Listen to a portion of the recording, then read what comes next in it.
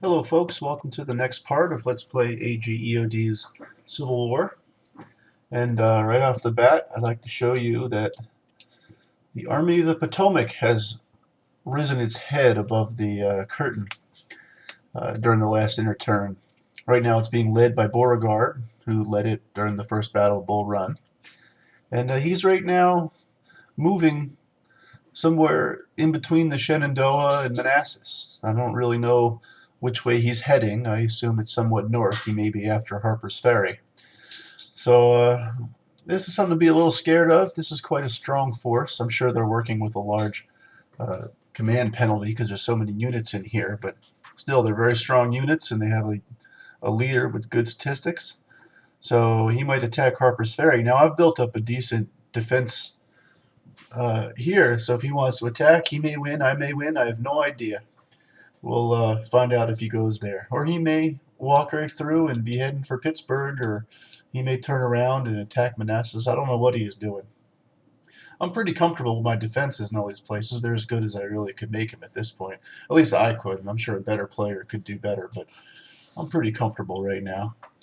So it'll be exciting to see where this guy goes in the near future.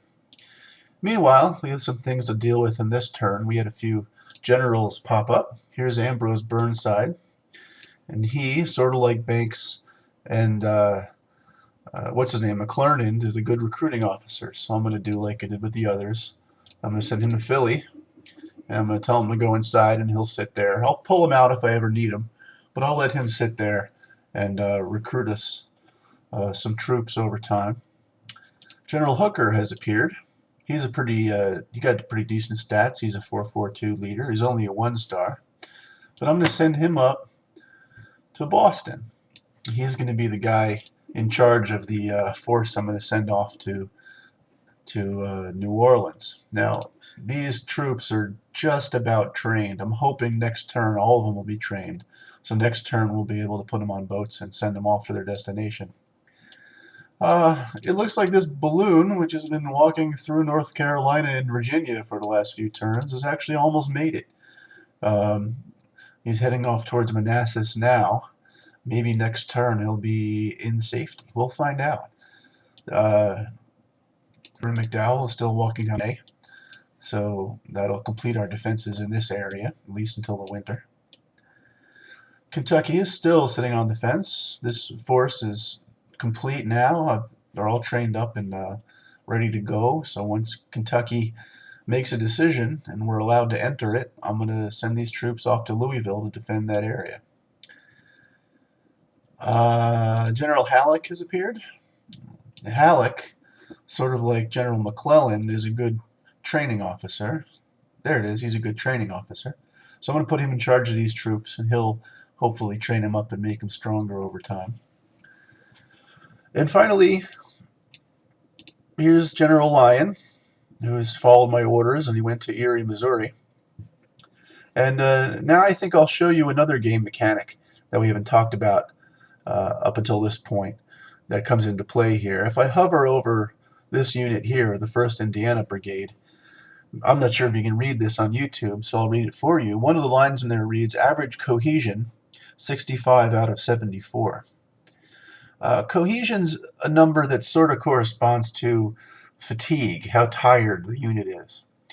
So it could be fully manned and fully supplied, but since I just sent it on a march from St. Louis over here into enemy territory, its maximum cohesion is 74, but it lost 10 of that during the march because he's a little tired. So I could right now go ahead and attack Springfield right off the bat, but there appears to be about 100 power units in Springfield, and I'll have to fight through them to get to the town.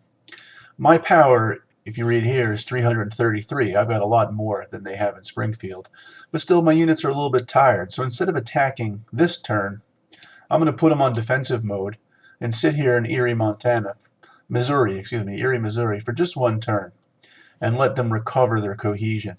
And then next turn, I'll attack here into Springfield. This seems to be the safer thing to do while my men are tired. Let them take a break.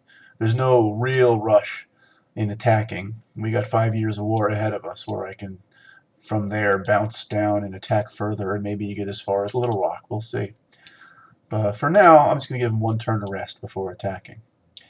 So I think that's about it. I don't want to raise any new troops. My replacement pool seems full. There's still 10 turns to go till these options reset.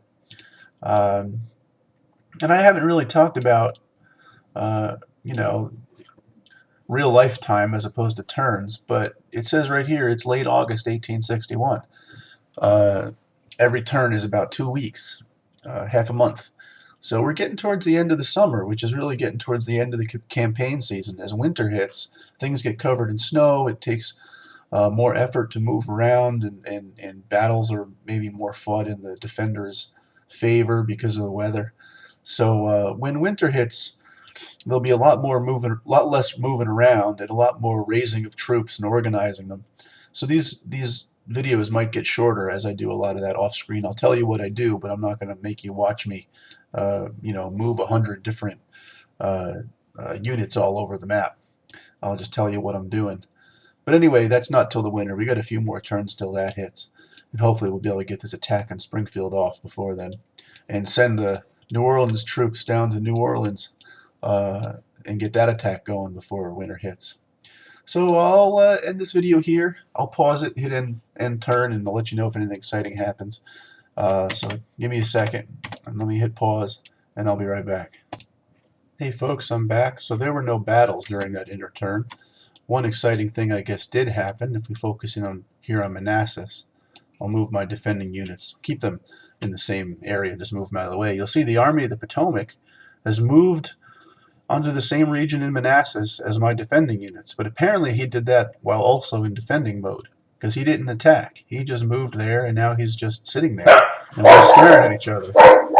Say hello to my dog. So we'll see how I deal with that next turn. Thanks for watching. I'm going to end this now, and you guys take care.